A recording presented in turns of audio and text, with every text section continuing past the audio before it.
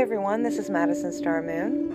I live in Hampton Roads, Virginia, a metropolitan area of 7 cities with a population of about 1.6 million. It is located where the Chesapeake Bay meets the Atlantic Ocean. It is similar to most urban areas on the East Coast with one major exception.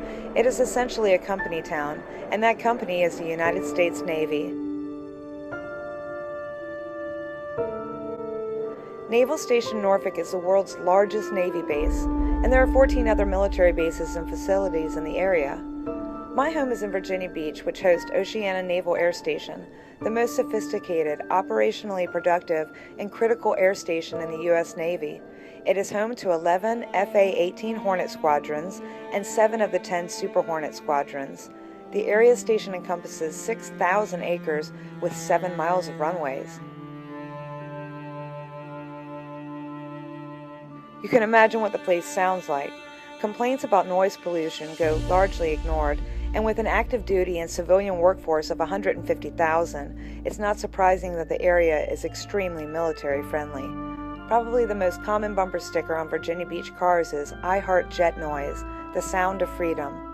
I suppose this perspective is somewhat understandable from an economic standpoint, but this blind support from locals allows the Navy to get away with a "we can do whatever we want and don't have to tell you anything" attitude. Ironically, it was not what I heard that raised my interest. It is what I saw over the skies of Virginia Beach. Agency switching and I know nothing practices are a perfect cover for inaction and apparently the fallback position in all government offices charged with protecting air quality. Virginia Beach stays overcast or covered with chemtrails for weeks at a time. Airplanes blanket the sky with layers of plumes that create artificially overcast conditions. But weather authorities deny that aircraft activity is a factor. They refer to chemtrails as contrail cirrus. Meteorologists refer to chemtrails as linear clouds, while NASA creates many names for what they claim are new cloud formations. I never saw any chemtrails, chembos, or chemclouds when I was a kid.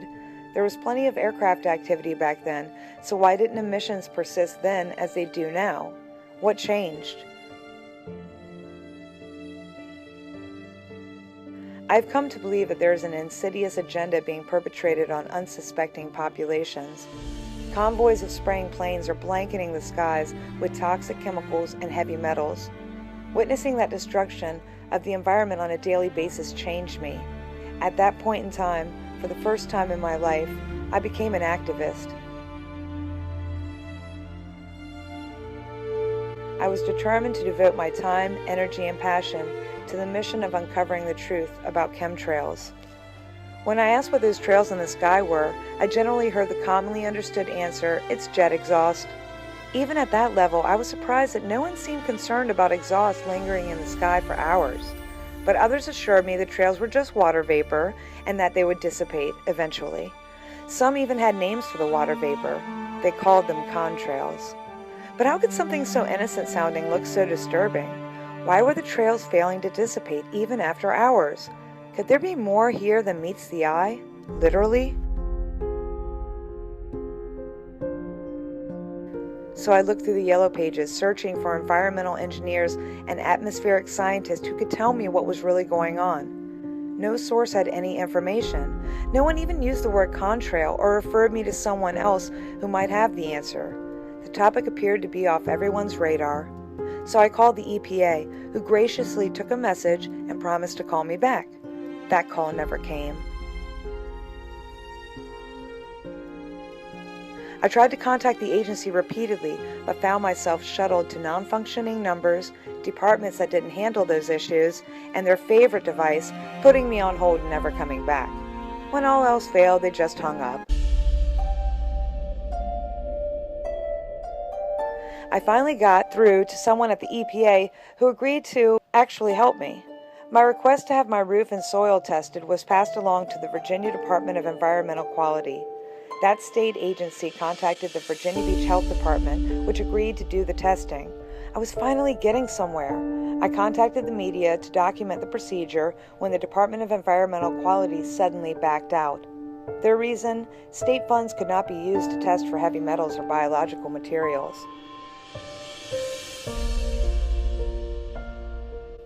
Omission is failure to act. negligence in the face of something you are legally and morally obligated to do. The American government is failing to act. No agency regulates aircraft emissions? How can this be? Who regulates military flights?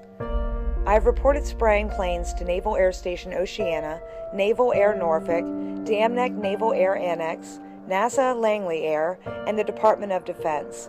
They all ignored and dismissed my complaints and informed me that they regulate themselves.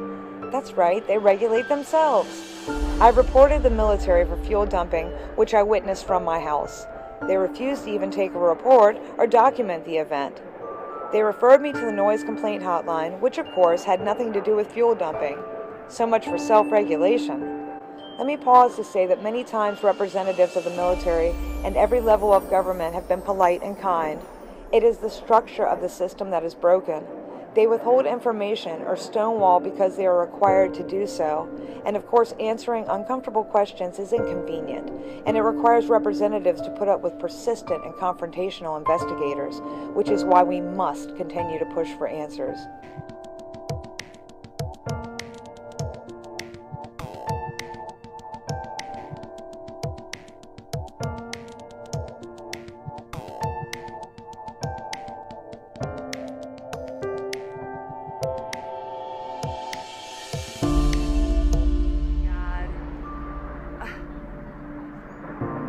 Look at this.